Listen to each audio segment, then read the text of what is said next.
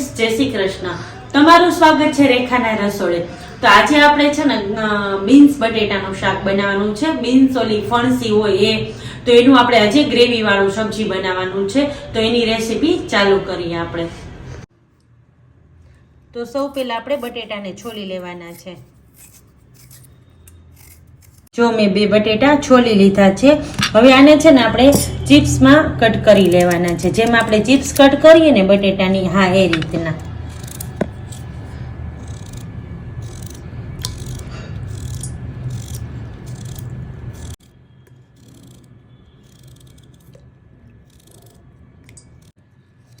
બટેટા છે ને સુધાર્યા પછી ફટાફટ કાળા પડી જાય છે, એટલે હું એને પાણીમાં જ સુધારું છું. જો બટેટા આપણે કટ કરી લીધા છે. હવે ફણસી બી લાંબી જ કટ કરવાની છે. જો આ લંબાઈમાં આ રીતના.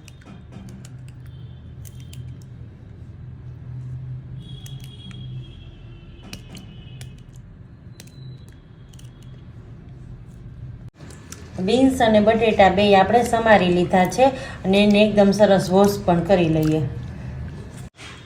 હવે બીન્સ અને બટેટા એ બે કટે થઈ ગયા છે, વોશ કરી લીધા છે. અને મેં અહીં એક પેન લઈ લીધું છે અને ગેસ ચાલુ કરું છું. તો આમાં છે ને પાણી મૂકું છું, કારણ કે બીન્સ અને બટેટાને છે ને આપણે પેલા બોઇલ કરવાના છે પાણીમાં. એમાં નાખી દઉં છું નમક.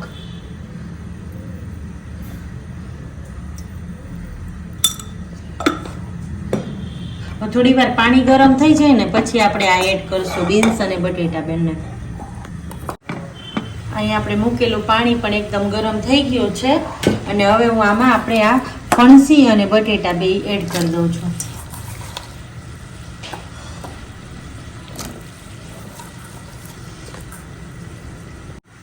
ફણસી અને બટેટાને છે ને આપણે કુકરમાં નથી બાફવાના, આ રીતે છૂટા જ બાફવાના છે. હવે હું ઢાંકણ ઢાંકી દઉં છું અને બોઇલ કરવા મૂકી દઈએ. હવે જ્યાં સુધી શાકભાજી બોઇલ થાય છે આપણે ત્યાં સુધી હું આ ટમેટા અને ડુંગળી, આદુ, મરચી બધું છે ને આમાં ક્રશ કરી લઉં.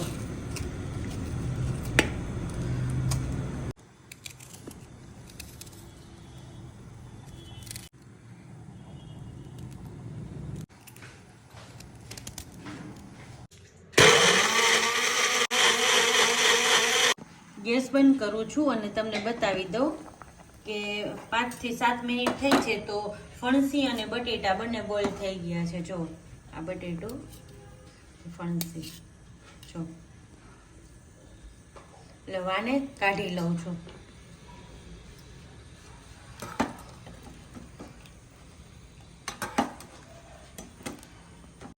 આ બોઇલ કર્યું હતું આપણે જે ફણસી અને બટેટા, એ જ પેન લઈ લઉં છું વઘાર કરવા માટે. તો હવે એમાં 2 ચમચા જેટલું, નાના 2 ચમચા તેલ લઉં છું. મેં જીરું નાખીને ચેક કર્યું, તેલ ગરમ થઈ ગયું છે. હવે ગેસની ફ્લેમ સ્લો કરી અને પેલા જીરું નાખવાનું છે. હવે સફેદ તલ,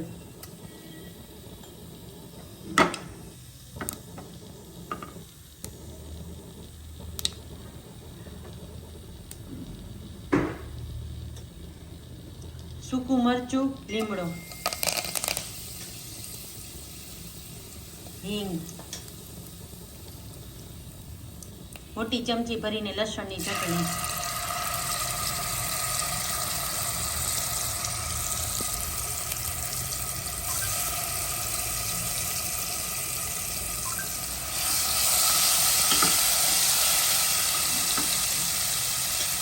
લસણની ચટણી નાખી દીધી છે, સાથે હળદર અને જે આપણે ટમેટો, ઓનિયન, આદુ મરચાંની પેસ્ટ કરી હતી એ.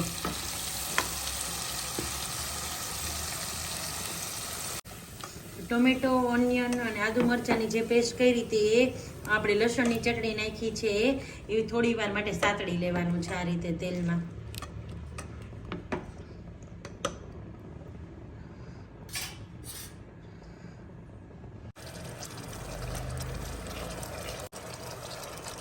હવે જો ગ્રેવીમાં સરસ બબલ્સ આવી ગયા છે એટલે આપણી ગ્રેવી સતળાઈ ગઈ છે.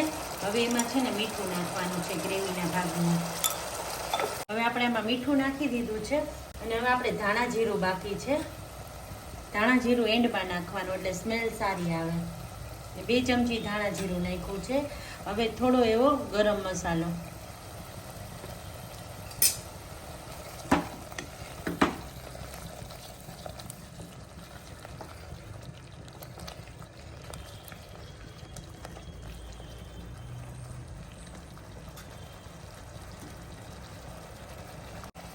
ગ્રેવી સાથે બધા મસાલા સરસ સતળાઈ ગયા છે એટલે હવે આપણે આ જે બોઇલ કર્યું હતું બટેટાની ચિપ્સ અને ફણસી એ બંને નાખી દેવાનું છે. એ બંને નાખી દીધું અને હવે આમાં મેં જે આદુ મરચાંની પેસ્ટ ને ટમેટાની પેસ્ટ કરી હતી ને એમાં થોડું પાણી લઈ લીધું છે, એ પણ નાખી દઉં છું.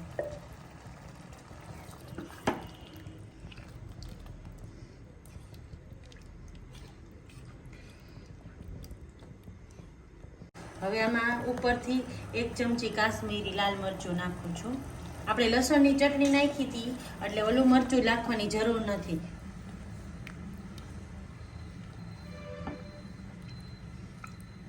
હવે આમાં છે ને આપણે કસૂરી મેથી નાખવાની છે. કસૂરી મેથી લઈ લીધી છે, એ પણ નાખી દઉં છું.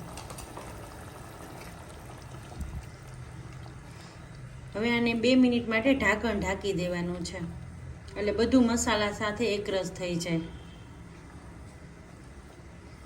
આમાં રસો કરવો હોય તો રસો પણ કરી શકીએ, પણ આપણે ગ્રેવી વાળું લસતું શાક બનાવવાનું છે તો હું ઢાંકણ ઢાંકી દઉં.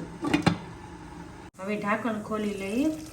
જો તેલ પણ છૂટું પડી ગયું છે શાકમાં અને બધા મસાલા સરસ એકરસ થઈ ગયા છે. હું ગેસ બંધ કરી દઉં છું અને અહીં લીંબુનો રસ નાખવાનો છે આપણે. તો મેં અડધું લીંબુ લઈ લીધું છે. લીંબુ નખાઈ ગયું છે અને અહીંયા જો હું ચમચો ફેરવી લઉં છું અને હવે ધાણા ભાજી નાખી દેવાની છે. હવે આને ગેસે બંધ છે, ધાણા ભાજી નખાઈ ગઈ છે, પણ 10 સેકન્ડ માટે આપણે ઢાંકણ ઢાંકી દેવાનું છે. જો ઢાંકણ ખોલી લીધું છે, તૈયાર છે ગરમા ગરમ આપણું બીન્સ બટેટાનું શાક.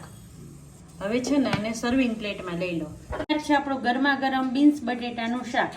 આ શાક આપણે પૂરી, પરોઠા કે રોટલી સાથે લઈ શકીએ, જીરા રાઈસ સાથે પણ ખાઈ શકીએ અને જો ટિફિનમાં કે જર્નીમાં લઈ જવું હોય તો આ સબ્જી આપણે ડ્રાય પણ કરી શકીએ અને લઈ જઈ શકીએ. ફ્રેન્ડ્સ, તમને મારી આજની રેસીપી ગમી હોય તો મારી ચેનલને લાઈક કરજો, શેર કરજો અને સબસ્ક્રાઈબ કરજો અને બાજુમાં આપેલ બેલ આઇકન છે ને એને દબાવજો જેથી તમને મારા વિડીયો પહેલા જોવા મળે. તો ચાલો હવે નવી રેસીપી સાથે ફરીથી મળીએ.